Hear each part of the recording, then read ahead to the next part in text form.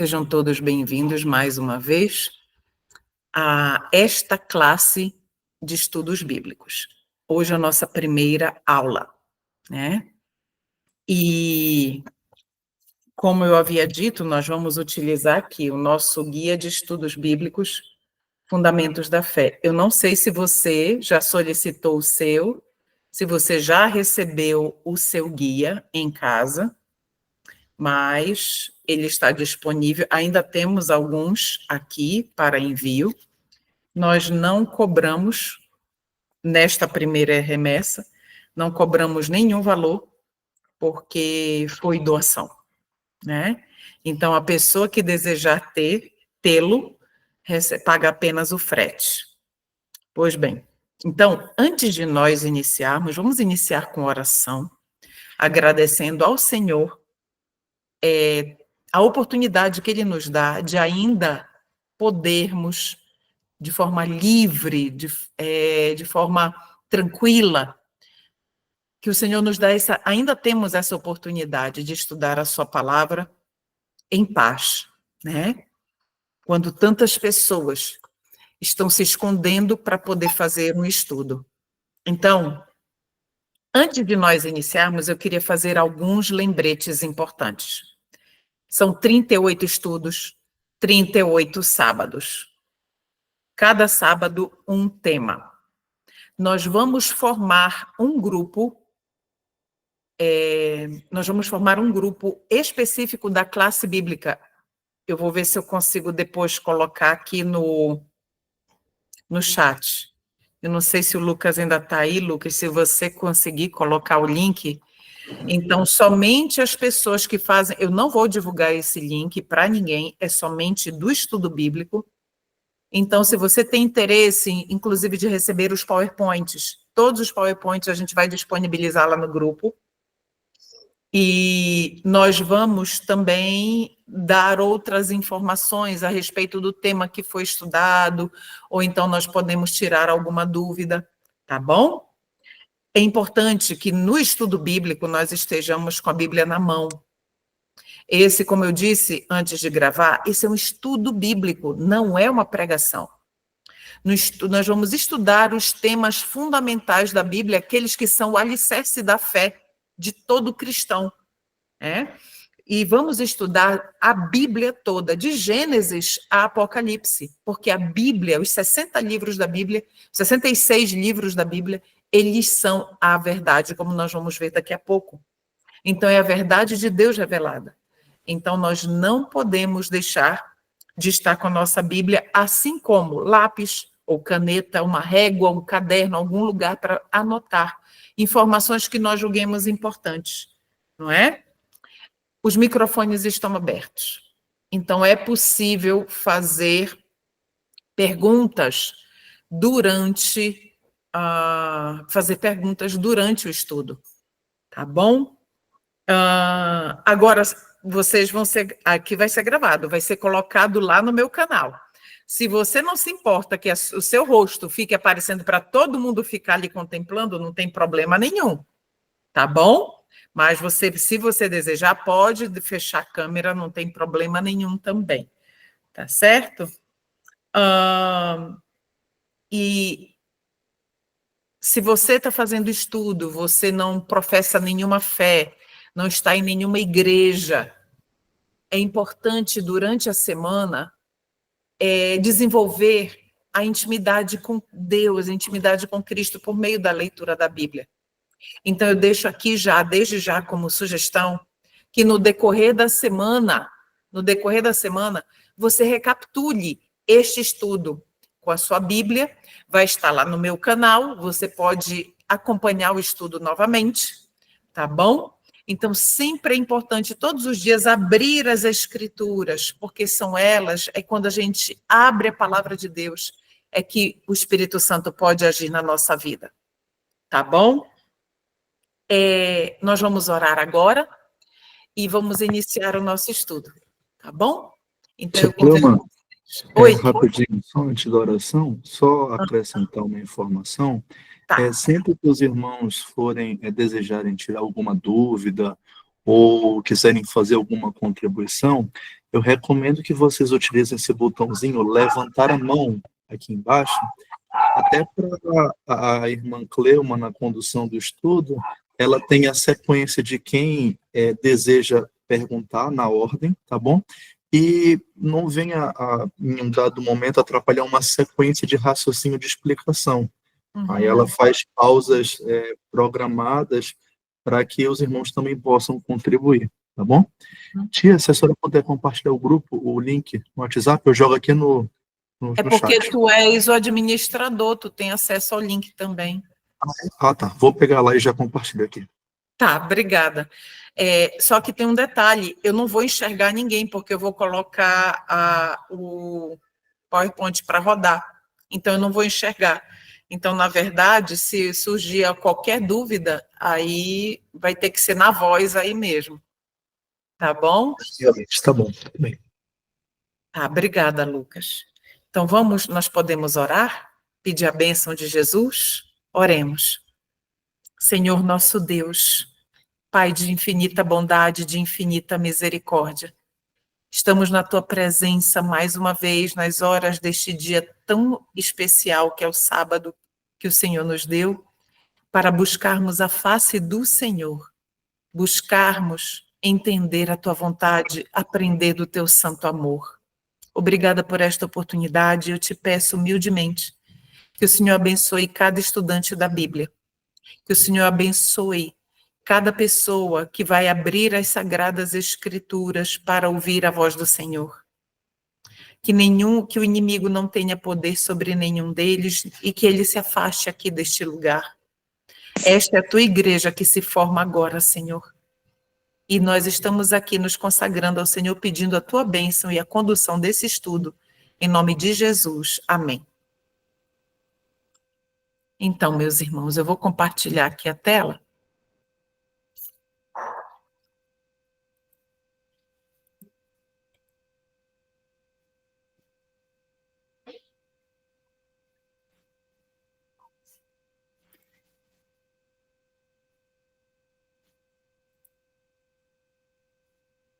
Prontinho. Então, nossa classe de estudos bíblicos inicia agora oficialmente. E o nosso primeiro tema, a natureza de Deus e seu amor. Então, hoje nós temos o nosso estudo, ele é composto de 12 perguntas. Nós temos uma introdução, nós vamos seguir exatamente a mesma sequência do guia. E esses PowerPoints estarão disponíveis no grupo da classe de estudos bíblicos. Tá bom? E nós vamos entender com este tema que tipo de amor é esse que o Senhor Deus tem por mim e por você? Né? Será que o amor de Deus, ele muda se nós nos comportamos bem ou nos comportamos mal? Se nós agimos de forma inadequada, se nós cometemos erros graves, será que isso faz com que o amor de Deus por nós diminua? Então, vamos para a introdução. Acompanhe aí, por gentileza. Esse mesmo texto está no guia. A Bíblia nos revela que Deus é amor em sua essência. Um amor que é profundo, constante e incomparável. Olha só. Constante, ou seja, não varia, não muda. Desde a criação até a redenção da humanidade, ele, o Senhor Deus, demonstra seu cuidado e compaixão por nós, expressando um amor que não é apenas sentimento, mas é um amor ação, ou seja, é um amor que se doa e que se sacrifica. E nós vimos a maior demonstração do amor de Deus por meio do seu Filho Jesus, que ele permitiu ir até a cruz. Este é o amor que se doa e se sacrifica. O ápice dessa demonstração está no sacrifício de Jesus Cristo, no qual Deus, em sua infinita bondade, oferece seu próprio Filho para nos redimir do pecado e da separação eterna. Dizer que Deus é amor significa que tudo em seu caráter e suas ações são marcados por esse amor perfeito, que deseja nos transformar e nos levar à comunhão com Ele. Tudo no Senhor Deus é amor. Tudo. E neste estudo, nós vamos explorar o que essa verdade significa para nós, na Bíblia, buscando compreender melhor quem é Deus, quem Deus é e o que Ele deseja para cada um de nós. Conhecer o amor de Deus não apenas nos aproxima dele, mas transforma o nosso coração, e é este o ponto principal. Quando nós conhecemos a Deus de verdade, não apenas de boca, não apenas porque todo mundo, todo cristão diz isso, mas quando nós conhecemos a Deus de verdade, isso, ele transforma o nosso coração, trazendo o quê? Esperança no mundo que está totalmente sem esperança e nos chamando a viver uma vida de entrega e de confiança nele, unicamente nele. Então, nós vamos para a nossa primeira pergunta. Está aí, olha só. A nossa dinâmica vai ser a mesma dinâmica de um estudo bíblico, como se nós estivéssemos sentados um do lado do outro. Então, nós vamos abrir os versículos bíblicos. Não vamos ler todos, mas a maioria sim, porque são versos importantíssimos para nós. Então, eu preciso que você seja rápido. E é importante você estar encontrando rápido os livros da Bíblia, porque um dos objetivos do estudo bíblico é para que o estudante da Bíblia ele adquira agilidade na busca dos versículos bíblicos. Tudo bem? Então, a primeira pergunta: o que significa afirmar que Deus é amor? O que significa isso? Então, vamos abrir primeiro lá no Novo Testamento, quase no finalzinho, no livro de 1 João, perto de Apocalipse. Vamos lá para o finalzinho, 1 João 4, verso 8. 1 João 4, verso 8. São 3 livros, 3 cartas de João. 1 João, 2 João e 3 João. Então, é a primeira carta de João, não é o Evangelho, que o Evangelho é no início do Novo Testamento. É para o final, é a carta de João, tá bom? Então, diz o seguinte, 1 João 4, 8. Aquele que não ama não conhece a Deus, porque Deus é amor. Então, o Senhor Deus, quando nos criou, ele implantou naturalmente em nós uma sementinha, e que essa sementinha está aqui no nosso cérebro. A sementinha do amor, da necessidade dele, que temos dele. Ele implantou isso em nós. Então, mesmo os ateus, queridos, mesmo ateus professos, sentem a necessidade de algo que eles não conseguem explicar. E isso é o amor de Deus. E Deus é amor. E quem não conhece a Deus, quem diz que ama, olha só o que o verso diz aqui. Aquele que não ama não conhece a Deus. Então, por que João está nos dizendo isso? E João, o apóstolo, discípulo do amor, né? João foi aquele último apóstolo, último discípulo a morrer, o último apóstolo a morrer. Morreu com 100 anos, isolado, preso na ilha de Patmos, lá na Ásia Menor.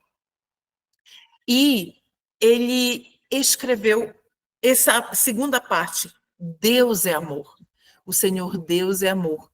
E se nós somos capazes de amar o nosso próximo, amar o nosso cônjuge, amar os nossos filhos, amar as pessoas ao nosso redor, é porque ele é amor.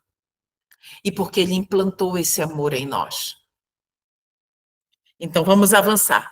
Agora vamos para 1 Coríntios, ainda no Novo Testamento. 1 Coríntios, primeira carta de Paulo aos Coríntios, capítulo 13, versos 4 até o 7. 1 Coríntios 13, do verso 4 ao verso 7. A minha Bíblia é a versão King James, tá bom? Mas provavelmente você pode estar também com uma versão Almeida, né? Então, a linguagem ela vai diferir um pouco, mas é a mesma coisa, tá bom? Porque são traduções diferentes e cada tradutor escolhe a forma que ele vai se expressar, né? Então, olha só, na minha versão King James está a caridade. Mas se você está com a versão Almeida, você tem a versão, está aí o amor, tá bom? Eu vou ler a caridade. Então, se a sua versão está escrito amor, é a mesma coisa, tá bom? Então, vamos lá. A caridade é sofredora, ou seja, o amor é sofredor. É benigna. A caridade não é invejosa, o amor não tem inveja, o amor não compete com o outro, porque quer ser superior, isso é inveja. O amor ou a caridade não se vangloria, não se exalta. Não tem vaidade, o amor, a caridade não se envaidece. Verso 5, não se comporta indecentemente, porque ama a Deus, ama ao próximo e não quer expor, causar nenhum embaraço. Não busca os seus interesses. Não se irrita, olha só o que está dizendo aqui, não se irrita facilmente. Nossa, que luta, não é mesmo? Não pensa mal, o amor, a caridade não pensa mal. O verso 6, não se regozija, ou seja, não se alegra com a maldade dos outros, com a iniquidade, com prática de... não se alegra com a prática de atos maus, mas se regozija, ou seja, se alegra com a verdade. E a gente vai até o verso 7. O amor ou a caridade sofre todas as coisas, crê em todas as coisas, espera em todas as coisas, suporta todas as coisas. Isso é o amor. É o mesmo amor de Deus que ele implantou em nós. Vamos agora para o Antigo Testamento, queridos. A Bíblia toda é a revelação de Deus. A Bíblia toda é a verdade. Lá em João 17, o Senhor Jesus Cristo disse assim: santifica-os na verdade, a tua palavra é a verdade. Ele estava falando com o paizinho dele em oração. Ele estava pedindo a Deus para nos santificar na verdade, porque a tua palavra é a verdade. Então, como a Bíblia é a verdade, de Gênesis a Apocalipse, a gente tem que ir no Antigo e no Novo Testamento para verificarmos a veracidade destes temas, mesmo porque a Bíblia não se contradiz. A Santa Bíblia não se contradiz. O Novo confirma o Antigo e o Antigo confirma o Novo Testamento, né? E lá em João 5,39, o Senhor também nos diz o seguinte: examinais as Escrituras, porque julgais ter nelas a vida eterna e são elas que de mim testificam. Então, Jesus está dizendo que as Escrituras testificam dele, e Cristo é Deus. É tão verdadeiramente Deus quanto o é Deus o Pai. Então, a vida eterna está nas Escrituras sagradas. As Escrituras são a fonte de vida eterna para mim e para você, enquanto nós estivermos aqui nesta terra. Então, nós vamos agora para o Antigo Testamento, no livro de Salmo 86. Está na metade da Bíblia, o livro de Salmos, no meio da Bíblia. Então, Salmo 86, verso 15. Salmo 86, verso 15. Diz assim: mas tu, ó Senhor, és um Deus cheio de compaixão e gracioso. Gracioso é cheio de graça. Longânimo, paciente, tardio em irar-se e abundante em misericórdia e verdade. Queridos, misericórdia é um dos maiores atos de amor que Deus pode ter para comigo e para com você. Eu e você que pecamos tanto, que erramos tanto, e ainda estamos aqui sendo sustentados por Deus. Este é o maior ato de amor e de bondade que Deus poderia expressar por mim e por você, não é? E estamos ainda na mesma pergunta. O que significa afirmar que Deus é amor? Vamos lá para Êxodo, capítulo 34, o segundo livro da Bíblia. Êxodo, capítulo 34, verso 6. Êxodo 34, verso 6. Assim diz o Senhor. E o Senhor passou diante dele e proclamou: o Senhor Deus, misericordioso e gracioso, longânimo e grande em bondade e verdade. Vocês estão percebendo que aqui Êxodo, quem escreveu o livro de Êxodo foi Moisés. Nós lemos anteriormente Salmo quem escreveu aquele Salmo foi Davi. Vocês estão percebendo que o Salmo 86:15 está usando a mesma coisa que Moisés escreveu em Êxodo 34? Então, aqui nós vemos que os escritores bíblicos eles estavam afinadíssimos em termos de conhecimento da Bíblia.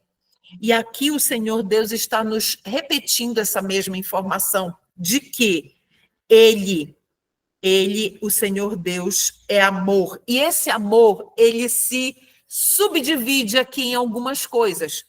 Amor, ele é misericordioso, gracioso, longânimo, grande em bondade e grande em verdade. Entende? E o comentário dessa primeira pergunta diz assim: o que significa afirmar que Deus é amor? A afirmação de que Deus é amor indica que seu caráter, as suas ações e as intenções do Senhor para com a humanidade são totalmente baseados no amor. Ele não apenas age com amor, mas o amor é a essência do seu caráter. É a essência do seu ser. Faltou aqui a palavrinha ser, mas é a essência do seu ser. Isso, o Senhor Deus não pode ser outra coisa que não seja amor. Ele é amor. A segunda pergunta diz, como Deus demonstrou seu amor pela humanidade? Como foi que o Senhor Deus fez isso? Vamos para o Novo Testamento, o quarto livro do Novo Testamento, Mateus, Marcos, Lucas, João, 3,16. É um versículo da Bíblia extremamente conhecido da comunidade cristã mundial. Então, João 3,16, nós sabemos, inclusive, de cor. Né? Então, diz o seguinte: porque Deus amou tanto ao mundo que ele deu o seu Filho unigênito, para que todo o que nele crê não pereça, mas tenha a vida eterna. Quando o Senhor Deus fez a maior demonstração de amor do universo, foi dar o seu Filho, para que eu, Cleuma, e você que está aí, nós tivéssemos esperança de salvação, porque, queridos, se o Senhor Deus não tivesse permitido que Jesus viesse, Jesus não teria vindo. Primeiro, foi necessário que Jesus desejasse vir. Primeiro, ele quis. Mas para ele vir, o Senhor Deus precisava concordar também. Entende? Como isso, a grandeza, a grandiosidade disso, a divindade concordou como o maior ato de amor que pode existir. E por que o Senhor Deus fez isso? Porque se ele não tivesse feito, eu e você, nós estaríamos perdidos para sempre. A morte, a partir do momento em que nós morrêssemos, ali acabaria tudo para nós sem nenhuma esperança de salvação ou de vida eterna. Então, a nossa vida seria literalmente uma vida miserável aqui na face da terra. Mas o Senhor Deus deu essa prova de amor para nós, para que, o próprio verso responde, para que eu e você não perecêssemos, não morrêssemos, mas tivéssemos o quê? A vida eterna. Esse é o objetivo da maior demonstração de amor que Deus poderia nos dar ao dar o seu Filho. Vamos ainda aqui para Romanos, mais uns 2 livros para frente, depois de João, Atos, Romanos. Então, vamos para Romanos, capítulo 5, verso 8. Bem rapidinho. Romanos 5, verso 8. Olha aqui o que o apóstolo Paulo escreveu para nós. Mas Deus demonstra o seu amor para conosco. Deus demonstra o seu amor para conosco. Como? Em que, sendo nós ainda pecadores, Cristo morreu por nós. Meus queridos,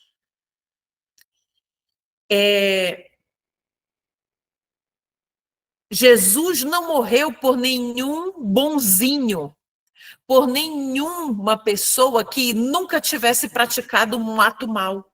O Senhor Jesus veio para morrer por mim e por você, que somos maus. Nós não somos bons. Não somos bons. O que há de naturalmente no nosso coração, depois que o pecado entrou na terra, é a maldade.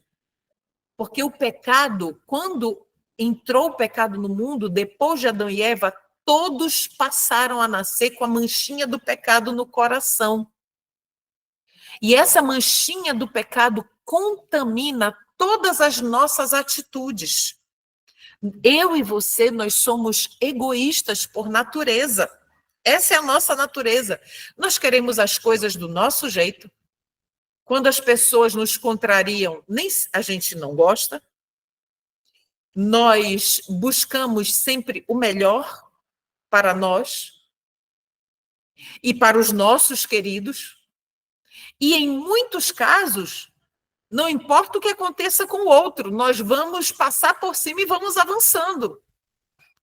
Então, pode soar muito ruim isso que eu estou falando, mas para a maioria das pessoas é verdade, e foi por estas pessoas que Cristo veio e morreu, por mim e por você. Então, ele morreu por nós quando ainda éramos pecadores. Ou seja, não foi feita uma barganha, uma troca. Senhor, eu vou agora, para merecer a tua salvação, eu vou praticar só coisas boas. Não é uma troca. Então, o Senhor Deus, por mais que nós nunca praticássemos nenhum ato de bondade, mesmo assim, ele conhecendo o nosso coração, ele viria morrer apenas por mim, Cleuma, se eu fosse a única pessoa a pecar no planeta Terra. Entende? Isso é Deus, isso é amor. Ele é amor. Vamos agora para o livro de Efésios, mais uns 4 livros para frente, 1 Coríntios, 2 Coríntios, Gálatas, Efésios. Efésios, capítulo 2, vamos ler os versos 4 e 5. Efésios, capítulo 2, versos 4 e 5. Diz o seguinte para nós: mas Deus, que é rico em misericórdia, pelo seu grande amor com que nos amou, estando nós ainda mortos em nossos pecados, nos vivificou juntamente com Cristo, pela graça sois salvos. Entende o que o apóstolo Paulo está nos dizendo aqui? Carta de Paulo aos Efésios, a igreja que estava em Éfeso, lá na Ásia Menor. Então, o Senhor Deus está dizendo para nós aqui, está confirmando o que nós lemos em Romanos, que enquanto nós estávamos mortos em nossos pecados, quando o Senhor Jesus veio e morreu por nós, para nos dar esperança de salvação. Então, como Deus demonstrou seu amor pela humanidade, vamos ler o último verso agora em 1 João, lá perto de Apocalipse de novo, primeira carta de João, capítulo 4, 1 João, capítulo 4, versos, nós vamos ler do 9 ao 11.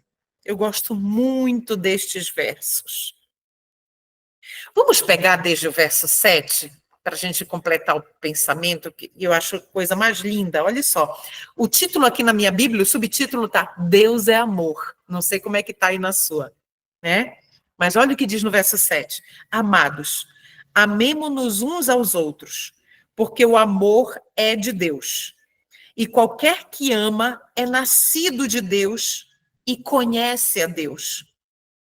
Aquele que não ama não conhece a Deus, porque Deus é amor. Agora o verso 9. Nisto foi manifestado o amor de Deus para conosco. Por esta causa, Deus enviou seu Filho unigênito ao mundo, para que pudéssemos, olha só, por quê que Senhor Jesus, que Deus mandou o Senhor Jesus morrer por nós? O finalzinho do verso explica, para que pudéssemos viver através dele. Queridos, aqui tem uma informação muito importante para nós. Para que nós pudéssemos viver exatamente a vida que Jesus viveu. Você já parou para pensar nisso? Que é sim possível viver a vida que Jesus viveu aqui nesta terra, porque foi para isso que ele morreu. Olha o verso 10, a gente vai ler até o 11. Nisto está o amor, não em que nós tenhamos amado a Deus, mas em que ele nos amou e enviou seu Filho para ser a propiciação pelos nossos pecados. Ele enviou seu Filho para ser o sacrifício pelos nossos pecados. Amados, verso 11, se Deus assim nos amou, olha agora o fechamento, devemos também amar uns aos outros. Vamos fazer um exercício agora? Pense agora na pessoa que mais feriu você. A pessoa que mais foi injusta com você. Eu estou pensando aqui também. A pessoa que já lhe tratou com desrespeito, com escárnio, com ironia. Pense nessa pessoa, nessas pessoas. Agora, a gente, pensando nessas pessoas, vamos ler de novo o verso. Amados, se Deus assim nos amou, devemos também amar uns aos outros. Este verso não está falando para amar o seu marido, amar uns aos outros, o marido e a esposa, os pais com os filhos, os irmãos entre si, os amigos. Não é, meus irmãos. É para estes que mais nos maltrataram, nos feriram. Entende? Isso é amor verdadeiro. É o maior desafio da minha e da sua vida. Vamos agora ao comentário. A maior demonstração do amor de Deus é o envio de seu Filho Jesus para redimir a humanidade, sacrificando-o para dar-nos a vida eterna. Não é verdade? Pergunta 3. Como o amor de Deus é revelado na criação? Na criação e no cuidado contínuo, na criação da humanidade e no cuidado da humanidade. Então, vamos lá. Vamos ler alguns versos, nós não vamos ler todos. Vamos primeiro para o primeiro livro da Bíblia, Gênesis 1, 31. Esse a gente precisa ler. Gênesis 1, capítulo 31. Ao final, praticamente ao final da semana da criação, tá bom? Gênesis 1, 31. E Deus viu todas as coisas que ele havia feito, e eis que era muito bom, e houve a tarde e a manhã, o sexto dia. Então, claro, obviamente, nós sabemos que não existe este dia tarde e manhã, nós sabemos que o dia bíblico, ele inicia do pôr do sol ao outro e termina no outro pôr do sol. Então, na verdade, o dia não começa com a parte clara, o dia começa com a parte escura, para depois, a segunda parte do dia ser a parte clara.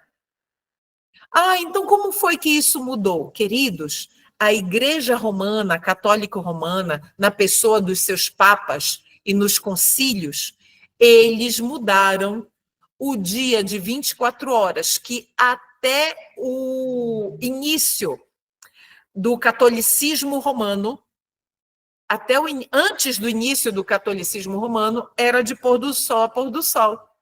Depois, com o catolicismo romano, a Igreja Católica instituiu a mudança de meia-noite para meia-noite no calendário. Mas o Senhor Deus não criou isso, isso foi o homem.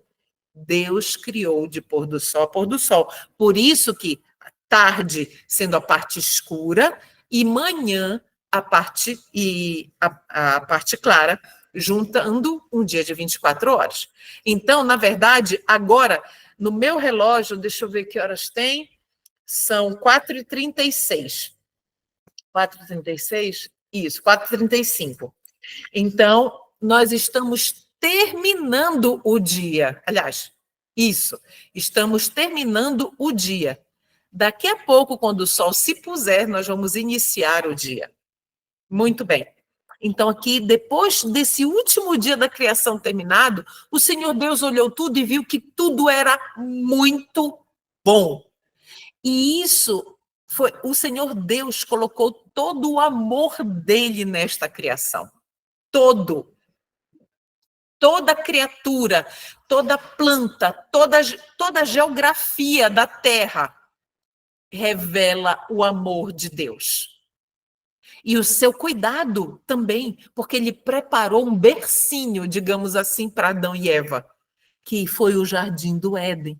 O clima perfeito, aconchegante e tudo adequado com a melhor alimentação, com a melhor companhia, a companhia dos animais. Os animais chegavam perto deles, tinham amizade com eles, não tinham medo deles antes do pecado. Então, todo o amor de Deus expresso ali na sua criação. Vamos agora para Salmo 145, verso 9, metade da Bíblia. Salmo 145,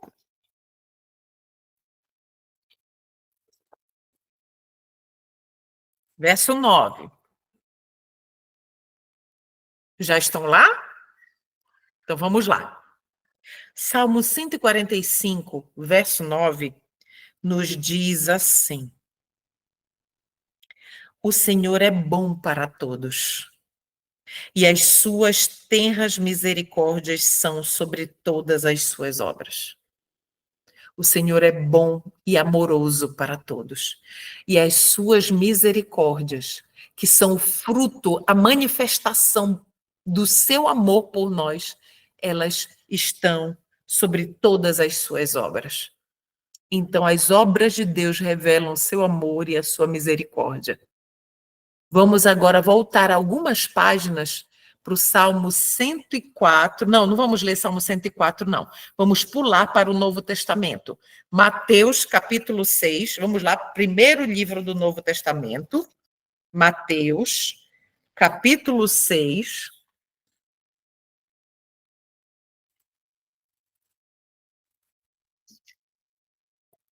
Vamos ler dos versos 26 ao 30. Olhai para as aves do céu, pois elas não semeiam, nem colhem, nem ajuntam em celeiros. É ou não é verdade? As aves, elas são como nós, que a gente guarda, compra mantimentos, coloca na cozinha para durar durante a semana, durar por um mês, 15 dias. Elas fazem provisões, as aves? Não. O verso continua. E vosso Pai Celeste as alimenta. Não sois vós muito melhores do que elas? Então, o Senhor Jesus aqui, eu não sei se a sua Bíblia está de vermelhinho. A fala de Jesus, a minha está de vermelhinho. Quando é a fala de Cristo, está de vermelho. Então, é Jesus dizendo para mim e para você que se o Senhor Deus alimenta as aves, que não fazem nenhuma provisão, Ele não vai nos alimentar? Nós que somos melhores, muito melhores do que as aves para Deus, né? Verso 27. Mas quem de vós, com suas preocupações, poderá acrescentar um côvado à sua estatura? E quanto às vestes, não, vamos parar bem aqui. Olha só, o Senhor Deus está desenvolvendo conosco um pensamento agora. Ele está falando aqui de todas as preocupações que eu e você nós temos com a alimentação, com o vestuário, as preocupações da vida, não é verdade? Olha aqui no 28. E quanto às vestes, por que vos preocupeis? Olhai para os lírios do campo, como eles crescem, não trabalham nem fiam. Verso 29. E eu vos digo que nem mesmo Salomão, em toda a sua glória, vestiu-se como os lírios, como eles. E a gente fecha aqui no verso 30. Portanto, se Deus assim veste a grama do campo, que hoje existe e amanhã é lançada no forno, não vos vestirá muito mais? Ó vós de pequena fé, ó vós de pequena fé. Olha o que o Senhor Jesus está dizendo. Na verdade, o Senhor Jesus Cristo está dizendo aqui que nós precisamos desenvolver uma fé que nós não possuímos ainda. Uma fé que nós precisamos, em tempo de graça, desenvolver de modo que nós estejamos prontos no momento em que vai chegar aqui no futuro, em que a nossa fé vai ser severamente provada. Se hoje, em tempo de paz, nós não fortalecermos a nossa fé, o que será de nós quando a crise vier? Não é verdade? Vamos avançar. Vamos aqui para o comentário. Deus demonstrou seu amor ao criar o mundo e continua a sustentá-lo, fornecendo tudo o que necessitamos e cuidando de cada detalhe da nossa vida. Então é assim que o Senhor demonstra o seu amor por nós, cuidando de tudo. Pergunta 4. Qual é a relação entre o amor de Deus e sua paciência e misericórdia? Nós lemos muito a palavra longanimidade, longânimo e misericórdia. Então, qual é a relação destas duas palavras, a paciência de Deus e a misericórdia de Deus e o seu amor? Vamos entender. Então, vamos ler lá perto do final, um dos últimos livros, 2 Pedro, perto de Apocalipse. Vamos lá? Segunda carta de Pedro. É segunda? Isso. Segunda carta de Pedro.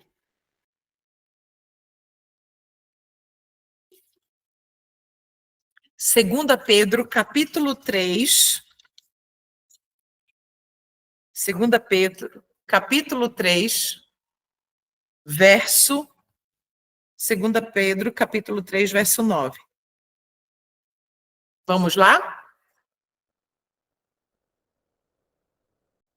O Senhor não é tardio a respeito de sua promessa, ainda que alguns homens a tenham por tardia. Mas é longânimo para conosco, não querendo que nenhum se perca, senão que todos cheguem ao arrependimento. Então, meus queridos, o que é que o Senhor está nos dizendo? A longanimidade, ou seja, a paciência de Deus em nos esperar. O Senhor Deus, Ele tem nos aguardado a nossa tomada de decisão por Ele, a favor dEle, escolher Ele e não o mundo. É isso que o Senhor Deus tem esperado. E algumas pessoas dizem, vocês sempre dizem, em breve Jesus voltará, em breve Jesus voltará, ele nunca chega.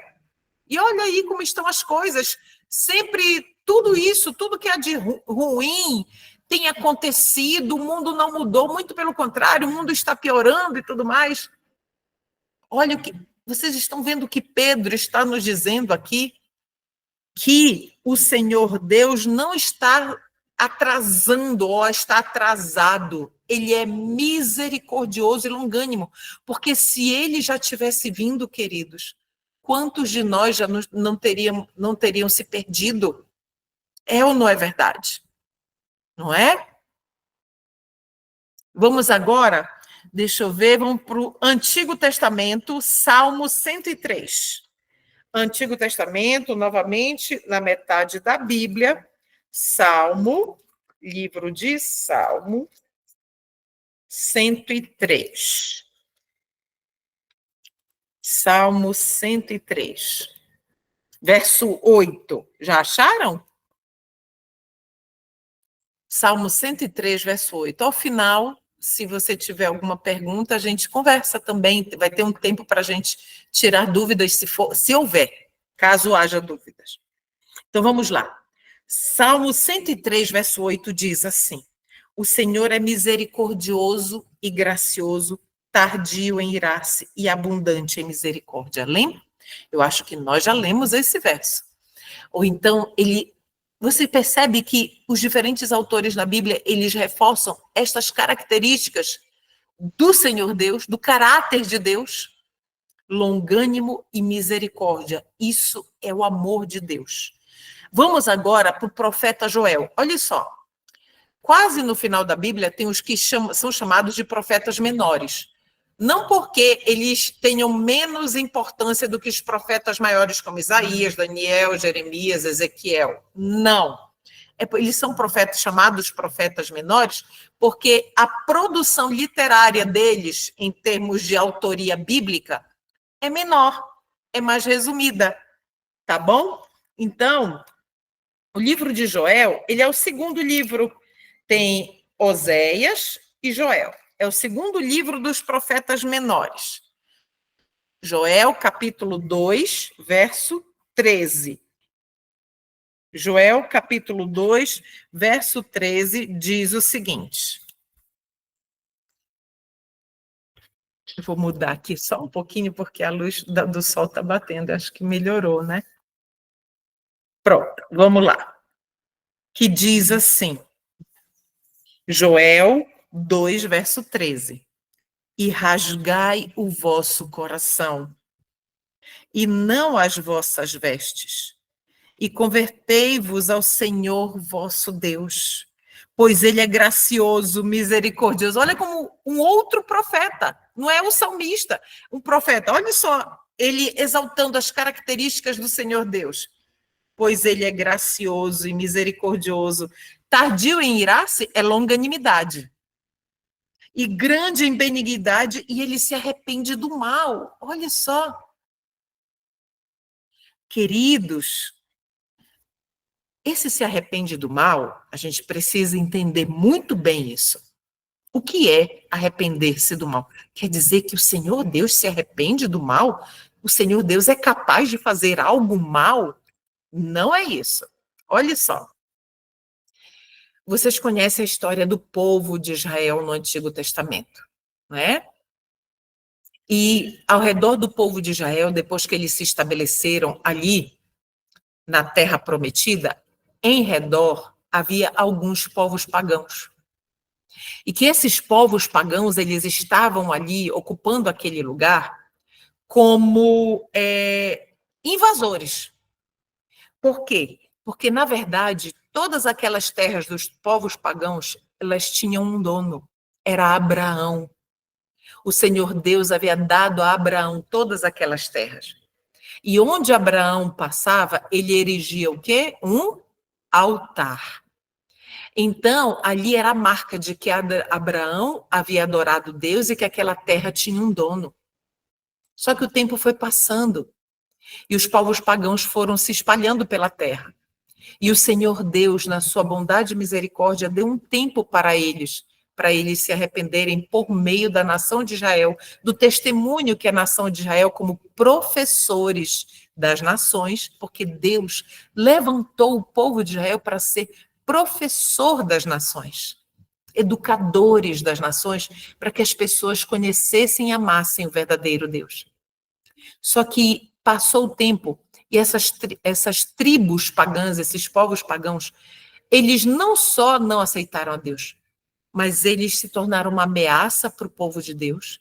E não só isso, as práticas deles eram abomináveis. práticas de adoração pagã que envolvia sensualidade, sacrifício de pessoas, dos próprios filhos, sacrifícios de crianças aos deuses pagãos, ou seja, práticas ofensivas a um Deus de amor.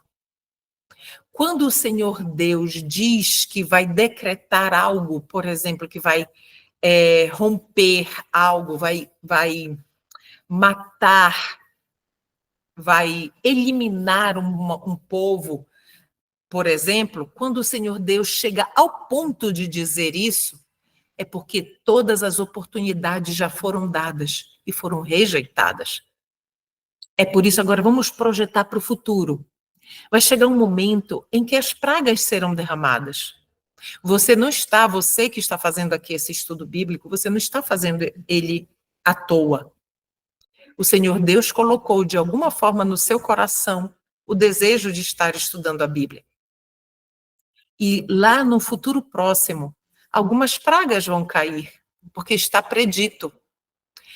Se você tiver oportunidade, estude Apocalipse 16. Lá fala sobre quem as pragas vão cair. Será que as pragas vão cair sobre os que amam a Deus? Não. As pragas nunca cairão sobre os que amam a Deus, que buscam fazer a sua vontade. As pragas cairão sobre aqueles que se rebelarão contra Deus, que rejeitarão o seu convite de amor. Pois bem, e mesmo este ato é estranho a um Deus de amor. Mas o Senhor Deus, ele se arrepende do mal. Principalmente esse arrependimento é visto no decorrer do que aconteceu na história da tribo de Israel. Vou dar um exemplo. Quando a tribo de Israel estava peregrinando no deserto, eles eram muito rebeldes, mal educados, haviam aprendido muitas coisas erradas no Egito. E o que foi que aconteceu? Um dia, o Senhor Deus, eles abusaram tanto do amor e da paciência do Senhor Deus, que o Senhor Deus precisou tirar a sua proteção ali do acampamento. Por quê? Porque eles não queriam proteção de Deus. Quando o Senhor Deus se afastou da vida deles, serpentes venenosas que viviam ali no deserto invadiram o acampamento. E pessoas começaram a passar mal e morrer. E aí o Senhor Deus, ele disse para Moisés e Arão para que eles fizessem um símbolo lá de uma serpente e as pessoas, ao olharem para ela, crescem de novo em Deus. Elas não fossem rebeldes e elas crescem na orientação do Senhor e olhassem para aquele símbolo, elas viveriam. Então, o Senhor Deus ali, quando Moisés passou e Arão orando, pedindo, intercedendo por essas pessoas, o Senhor se arrependeu do mal e orientou eles a fazerem isso para que as pessoas não morressem. Deu para entender, queridos? É isso aqui, olha, ele se arrepende do mal. E aqui está descrito o caráter do nosso Senhor Deus, no livro de Joel. Vamos agora para o Novo Testamento? Romanos. Deixa eu ver que horas tem. Vai dar 5 horas. Romanos, capítulo 2, e o verso 4, nos diz assim: ou desprezas tu, já chegaram lá? Romanos, no Novo Testamento, ó, Mateus, Marcos, Lucas, João, Atos, é o 6º livro, Romanos. Então, Romanos 2, verso 4, que diz assim: ou desprezas tu as riquezas da sua benignidade e paciência e longanimidade? Percebe que são as mesmas palavras lá de Joel, no Antigo Testamento? Não sabendo que a benignidade de Deus te leva ao arrependimento? É a bondade de Deus que nos leva ao arrependimento, né? Então, mais neste verso estamos vendo as características do Senhor. Percebe como a Bíblia ela não se contradiz? Tanto no Antigo quanto no Novo Testamento? Então, qual é a relação entre o amor de Deus e sua paciência e misericórdia? O amor de Deus é paciente e longânimo, demonstrando sua misericórdia em esperar que todos se arrependam e voltem para Ele. Então, este tempo de espera, por isso Jesus ainda não voltou. Ele está esperando que um povo peculiar, um povo especial, viva conforme Ele orienta. Entende? Vamos para a pergunta 5. De que forma o amor de Deus nos conduz ao arrependimento e à mudança de vida? Vamos lá? Vamos aqui ler 2 Pedro,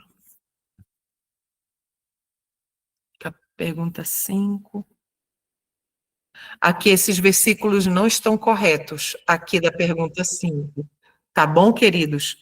Então, se você tem o guia, o que está correto é o que está no guia. Vamos abrir em 1 João, capítulo 3. 1 João,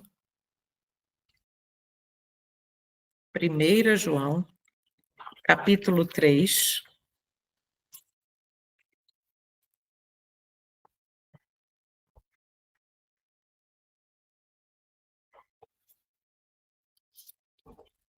João, capítulo 3, verso 1. De que forma o amor de Deus nos conduz ao arrependimento e à mudança de vida?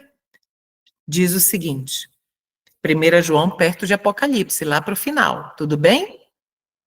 Contemple que tipo de amor o Pai nos outorgou, que fôssemos chamados filhos de Deus.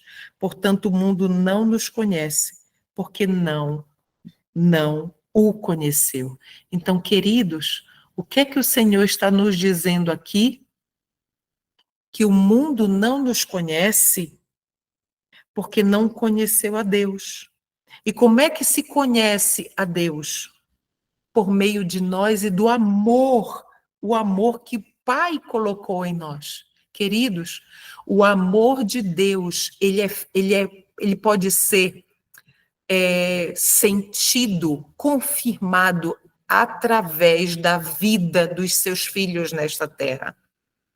Eu não sei se você já percebeu, às vezes tem pessoas tão cristãs, tão assim que você chega perto dela, é tanta bondade, tanto amor, tanta paciência, sabe? Tantas coisas boas que vêm de determinadas pessoas, que a gente diz, essa pessoa ela é cristã, essa pessoa é uma filha de Deus, é uma serva de Deus.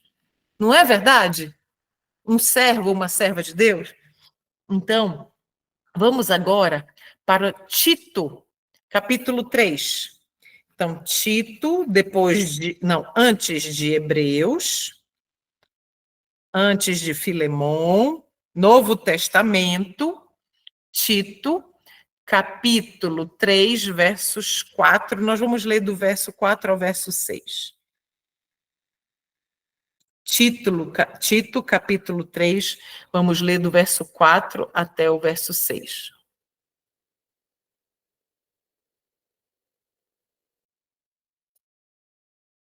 Tudo bem? Então vamos lá.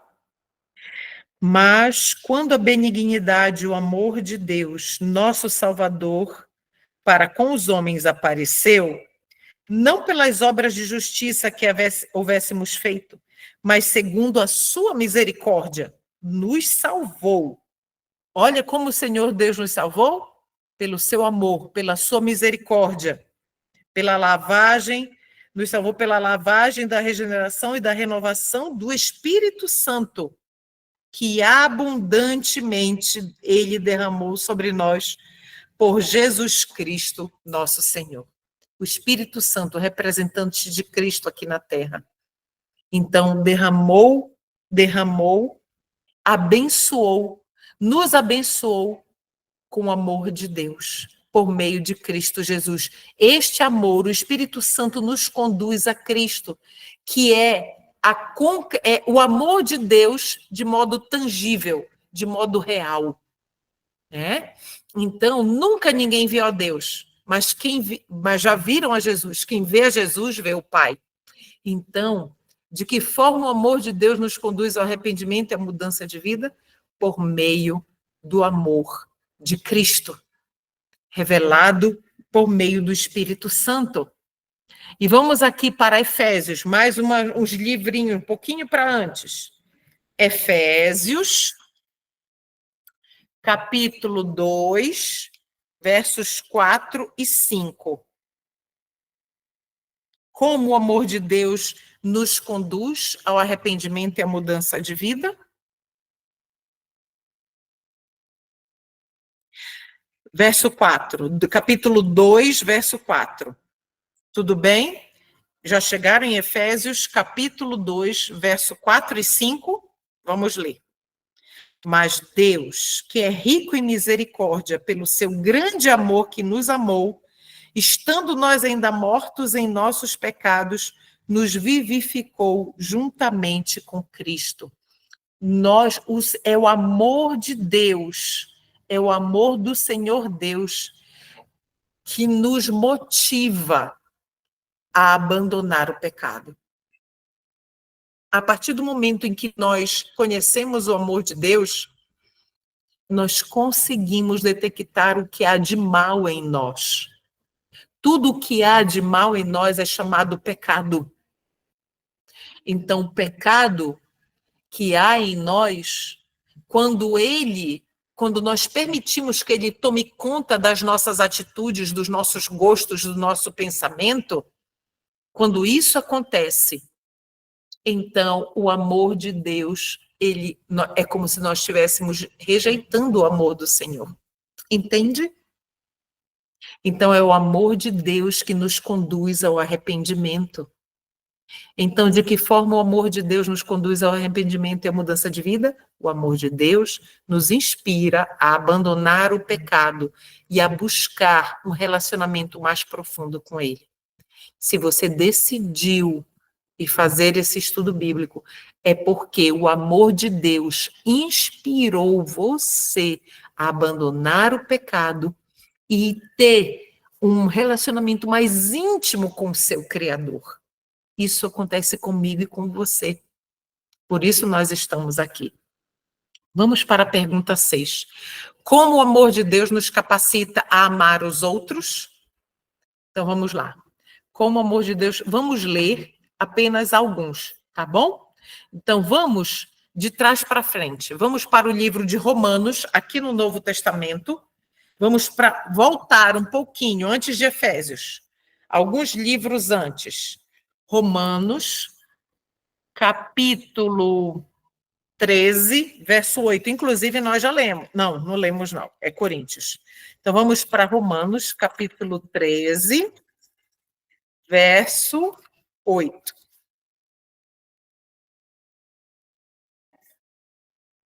Como o amor de Deus nos capacita a amar os outros? Vamos ver. A nenhum homem devais alguma coisa. Então, não devemos dever ninguém. A única coisa que o Senhor Deus nos permite dever a alguém, se não o amar-vos uns aos outros. Porque quem ama ao próximo cumpre a lei. Por quê? Porque a lei de Deus, o fundamento da lei de Deus é o amor. Deus não é o amor? A sua lei é um reflexo do seu caráter de amor. Então, o verso está nos dizendo, se nós formos dever alguma coisa a alguém, que devamos o amor de Deus a ele. Amar as pessoas, não é? Vamos agora voltar um pouquinho para o Evangelho de João, capítulo 13, Evangelho de João, capítulo 13, versos 34 e 35. João, capítulo 13, versos 34 e 35.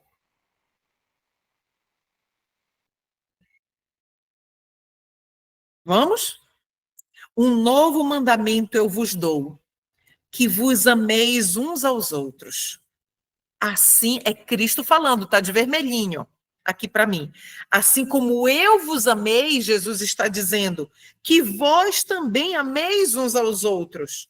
Agora vamos ampliar. Jesus amplia um pouco mais. 35. Nisto todos os homens conhecerão que sois meus discípulos, se tiverdes amor uns aos outros. Olha só como é que as pessoas vão reconhecer que nós somos discípulos de Cristo, filhos de Cristo, servos de Cristo, se nós nos amarmos uns aos outros. O fundamento do cristianismo é o amor. Mas não é aquele amor que passa a mãozinha na cabeça do pecado e desculpa o pecado. Não.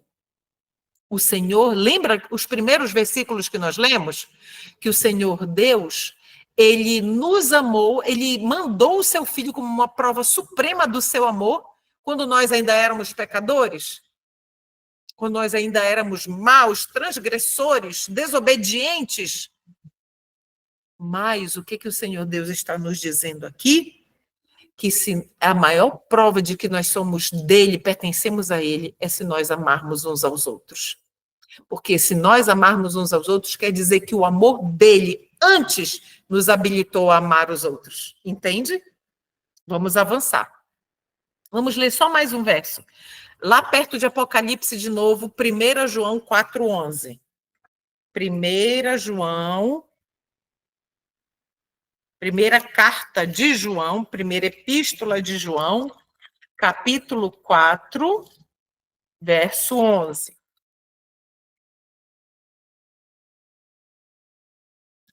Amados, se Deus assim nos amou, devemos também amar uns aos outros. Inclusive, nós já havíamos lido. Então, a resposta aqui para esse comentário, para essa pergunta: ao compreender e experimentar o amor de Deus, somos chamados e capacitados a amar o próximo. Entende? Quão importante é, meus queridos, que nós compreendamos o que é o amor de Deus. Quão importante é que nós conheçamos a Deus, não só de palavra, mas de verdade. E, queridos, nós só conhecemos a Deus aqui, ó. É aqui que nós conhecemos a Deus. E além daqui, se você tem família, você pode ser um representante de Deus dentro da sua casa, para os seus familiares também.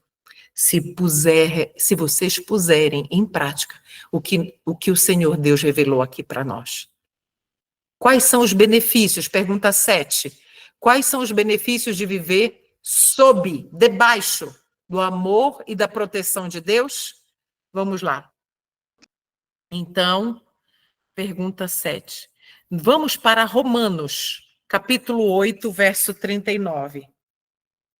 Romanos, capítulo 8, verso 39. O livro de Romanos é um livro muito especial. Inclusive, se você quiser estudar mais o livro de Romanos, lá no meu canal, o canal Cleuma Nascimento, tem uma playlist chamada Romanos pela Fé, em que eu estudo capítulo a capítulo do livro de Romanos, com os versículos bíblicos, e se você quiser aprofundar, já tem lá no canal Estudo Completo. Então, vamos lá. Romanos, capítulo 8, verso 38 e 39, diz assim: porque eu estou convencido. Queridos, esses versos são a coisa mais linda do mundo. Porque eu estou convencido de que nem a morte, nem a vida, é Paulo falando, nem os anjos, nem os principados, nem as potestades, nem as coisas do presente, nem as coisas por vir, nem altura, nem profundidade, nem alguma outra criatura, ou seja, nada no mundo, será capaz de nos separar do amor de Deus que está em Jesus Cristo, nosso Senhor.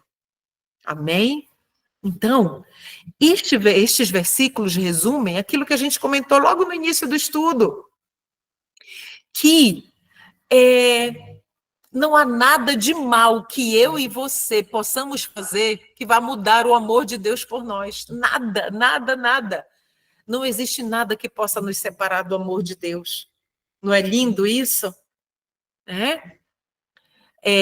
Vamos lá para o Antigo Testamento, só mais esse que a gente vai ler, desta pergunta. Isaías 41, 10. Isaías é um profeta maior, fica depois de Salmos, Provérbios, Eclesiastes, Cantares, Isaías. Isaías 41, verso 10. É um versículo também conhecido do povo cristão, que diz assim, será que você já achou? Diz assim: não temas tu, porque eu estou contigo. Não estejas aterrorizado, ou não te assombres, em outras versões, porque eu sou teu Deus. Olha só, eu te fortalecerei. Sim, eu te ajudarei. Sim, eu te sustentarei com a mão direita da minha justiça. O Senhor Deus está nos dizendo que não importa o que aconteça conosco, Ele estará conosco, nos sustentando nos momentos mais difíceis da nossa vida. O comentário da pergunta 7, quais são os benefícios de viver debaixo do amor e da proteção de Deus? Quem vive sob o amor de Deus encontra paz, encontra segurança e um propósito na vida, sabendo que Ele guia e que Ele protege. Pergunta 8. O amor de Deus muda? Então, vamos lá para Malaquias, queridos. Malaquias é o último livro do Antigo Testamento. Então, vamos lá. Malaquias,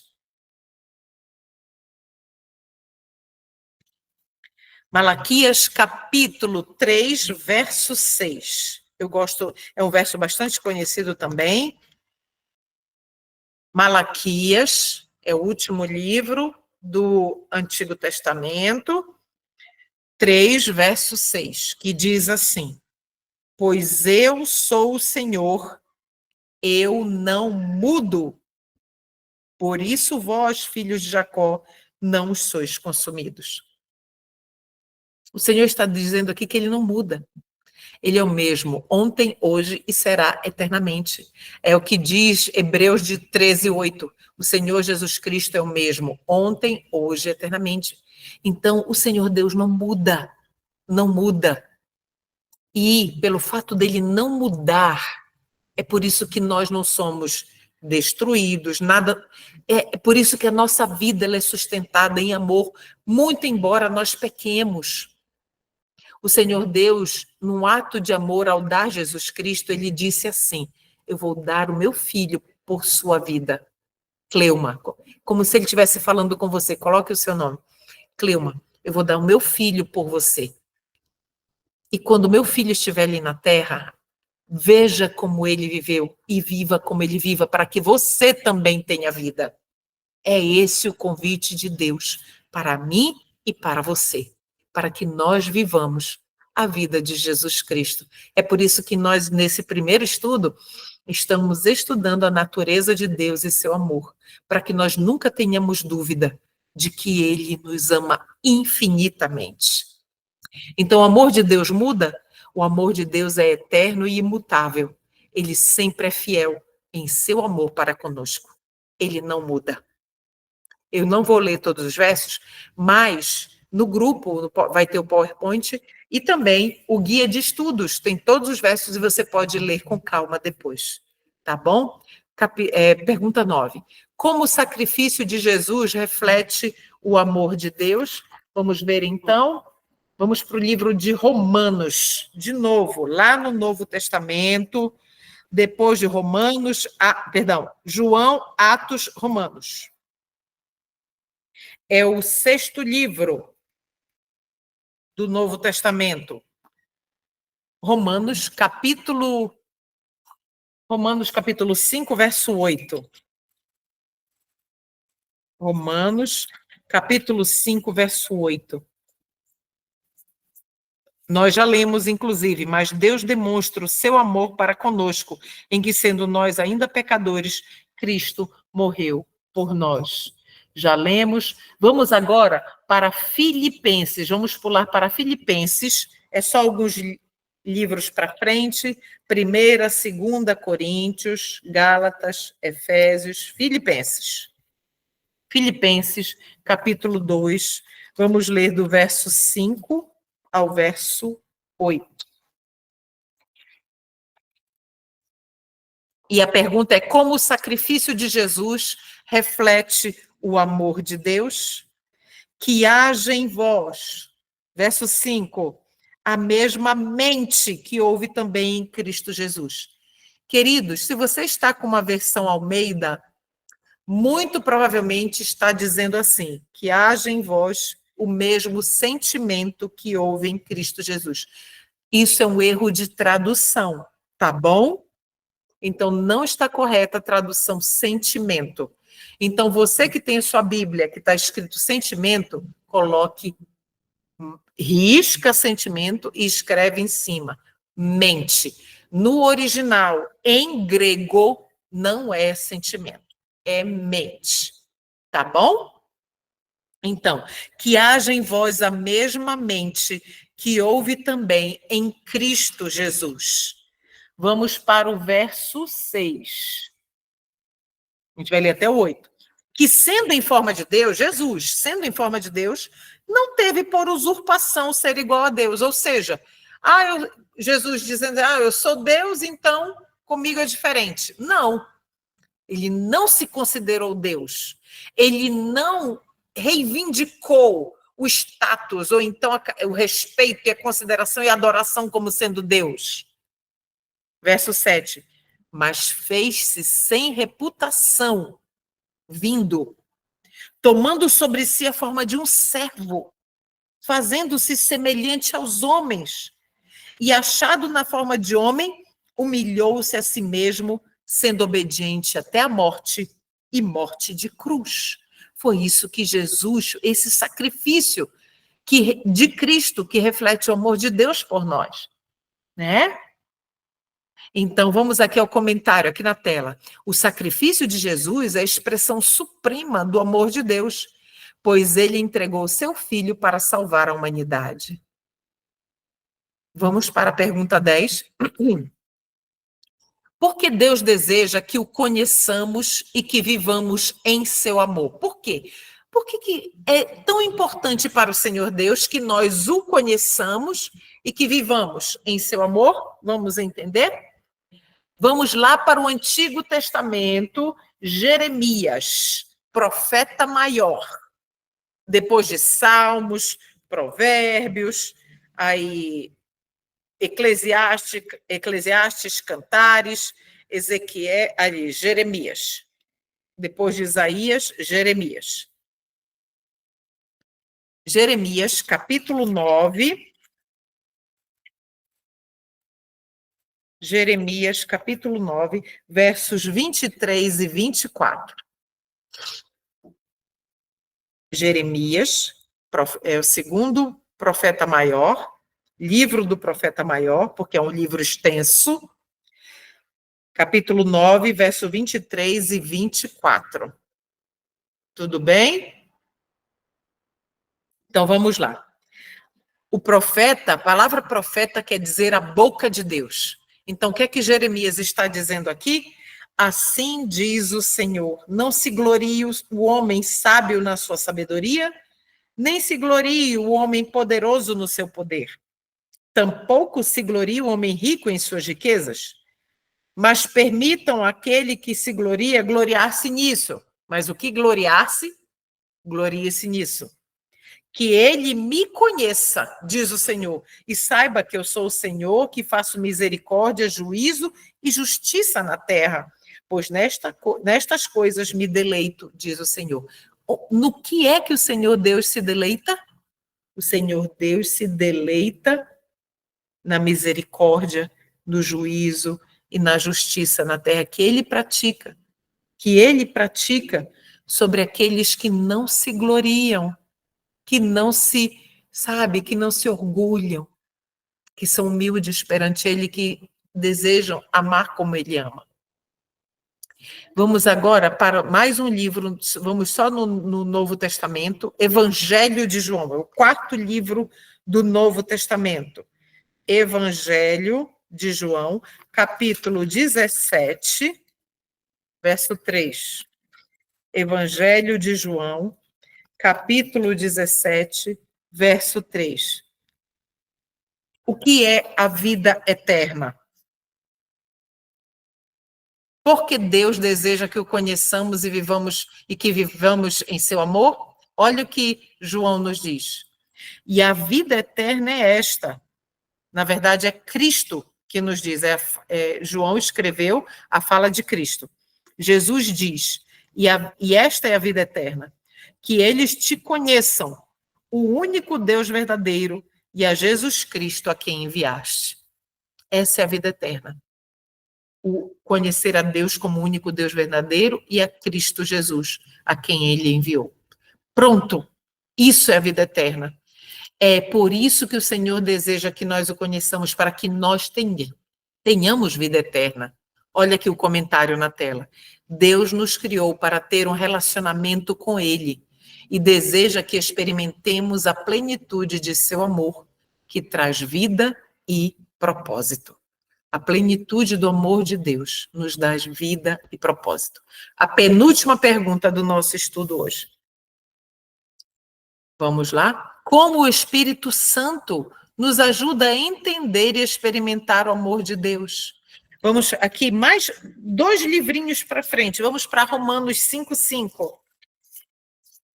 Romanos 5, verso 5. Quem é que derrama? Quem é que nos faz sentir o amor de Deus? Então, Romanos 5:5 diz o seguinte: e a esperança não nos envergonha, porque o amor de Deus está derramado em nossos corações pelo Espírito Santo que é dado a nós. Então, é por meio do Espírito Santo que nós conhecemos o amor de Deus. Quando nós oramos e pedimos, Senhor, me ajude a te amar, me ajude a te conhecer cada dia mais. É o Espírito Santo que nos leva a ter esse desejo de conhecer mais a Deus. Nós vamos acelerar mais um pouquinho, e eu vou ler menos versos, mas não tem problema. Você pode ler em casa. Vai estar no PowerPoint, no grupo, e também no guia de estudos bíblicos que você pode solicitar. Como o Espírito Santo nos ajuda a entender e experimentar o amor de Deus? O Espírito Santo age em nosso coração, revelando o amor de Deus e nos transformando para que vivamos em amor e obediência. Olha só, ele nos transforma, ele revela o amor de Deus e o Espírito Santo nos transforma para que nós possamos viver em amor e obedecendo aos princípios de Deus. E a última pergunta: como podemos responder ao amor de Deus em nossa vida diária? Agora algo mais prático, né? Então vamos lá. Nós estamos aqui em Romanos. Vamos aqui, mais umas folhinhas para frente, 12. Abra no capítulo 12 agora, de Romanos. Romanos, capítulo 12, verso 1 e 2. Romanos, capítulo 12, verso 1 e 2. Suplico-vos, pois, irmãos, pelas misericórdias de Deus, que apresenteis os vossos corpos em sacrifício vivo, santo e agradável a Deus, que é o vosso culto racional. Então, o que é que o apóstolo Paulo está nos dizendo aqui? Inspirado pelo Espírito Santo, que como é que nós podemos responder ao amor de Deus? Exatamente como nós estamos fazendo aqui, estudando a sua palavra de modo racional. Isso que nós estamos prestando ao Senhor é um culto racional. Mas o verso, ele continua. 12, deixa eu ver, continua assim, continua no verso 2. E não sede conformados com este mundo, mas sede transformados pela renovação da vossa mente. Em alguns pode estar entendimento, para que experimenteis qual é a boa, agradável e perfeita vontade de Deus. Então, vou fazer uma pergunta. Como é que nós podemos experimentar a boa, agradável e perfeita vontade de Deus? Quando a nossa mente carnal, ela se transforma na mente espiritual. É somente com a mente espiritual que nós conseguimos apreciar as coisas de Deus. Entende? E é dessa forma que nós respondemos ao amor de Deus. Vamos aqui ler o comentário? Diz aqui o seguinte: como podemos responder ao amor de Deus em nossa vida diária? Vivendo em gratidão pela salvação imerecida. Nós não merecemos ser salvos. Não há nada que eu e você possamos fazer para merecer a salvação. Vivendo em gratidão pela salvação que nos foi dada gratuitamente, sem merecer, refletindo essa graça em nossas ações e escolhas. As nossas ações e escolhas vão refletir se nós somos gratos ou não pelo sacrifício de Cristo por nós. Essa resposta inclui confiar plenamente em Cristo como nossa justiça, obedecer aos seus mandamentos por amor e não por mérito, cultivar um relacionamento íntimo com Deus por meio da oração e do estudo da palavra e manifestar o caráter de Cristo ao servir ao próximo. É uma vida de fé que expressa a transformação operada pelo Espírito Santo, evidenciando que somos justificados e chamados a viver para a glória de Deus. Somos declarados justos por Deus quando nos arrependemos dos nossos pecados. Então, aqui eu teria alguns textos para compartilhar com vocês. Deixa eu só ver aqui. Vamos ler esse bem curtinho para nós. Esse livro aqui, ó, CC no final, é O Caminho a Cristo. É a nova edição, que diz assim: Cristo foi o meio pelo qual Deus pôde derramar o seu amor infinito sobre o mundo caído, né? Aquele que era um com Deus se uniu com as pessoas através de laços que jamais serão quebrados. E eu queria fechar com um convite, um apelo. É um convite. Nesse estudo, você conheceu um pouco mais sobre a imensidão do amor de Deus. Mas será que você já experimentou esse amor na sua vida? Afinal, o amor de Deus não pode ser conhecido sem experiência pessoal. Ninguém pode amar a Deus no seu lugar.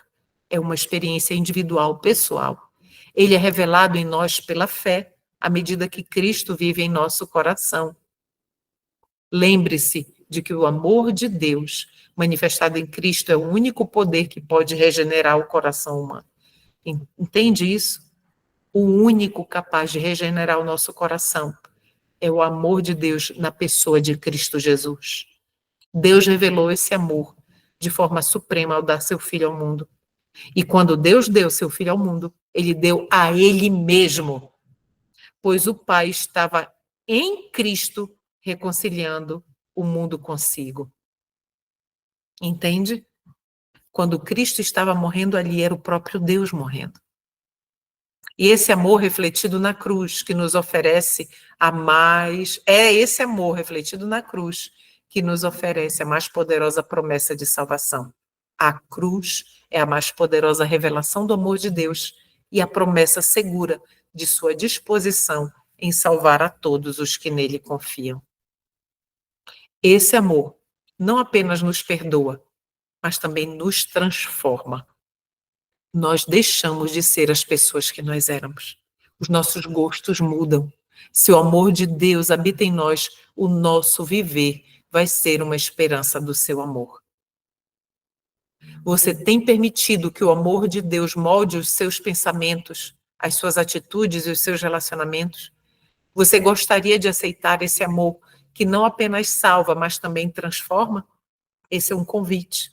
Você aceita o convite para caminhar em harmonia com esse amor? Então é o desejo nosso que o amor de Deus seja a luz que conduz a sua vida, guiando você para viver de acordo com o plano de Deus, que o Senhor Deus traçou um plano grandioso para a sua vida. E o nosso próximo estudo, no sábado que vem, a criação do homem e o propósito de Deus. O meu esposo vai ministrar este estudo. Se você ainda não tem o guia de estudos bíblicos, Fundamentos da Fé, você pode adquirir. Se você pode até apontar aqui para o QR Code, que está aqui na sua tela, e entrar em contato com o WhatsApp do Ministério. E aí a Dani, a querida Dani, vai lhe orientar de como você pode adquirir esse guia. Nós também estamos disponibilizando ele em forma digital. A Dani pode lhe explicar. Que o Senhor Jesus os abençoe. Vamos orar? Senhor nosso Deus, querido Pai do céu, como nós agradecemos o Senhor por tudo que o Senhor tem feito por cada um de nós. Mas em especial, Senhor, nós agradecemos pelo teu amor manifestado na pessoa de Jesus Cristo, que o Senhor permitiu que morresse ali na cruz por mim e por cada um de nós que aqui está. Obrigada, Senhor, por este tamanho sacrifício e porque o Senhor Jesus está agora no céu preparando moradas maravilhosas para nós. Nos ajuda a estar lá, Senhor, por favor, meu Deus. E não somente nós, mas os nossos queridos também. Te pedimos e agradecemos em nome de Jesus. Amém.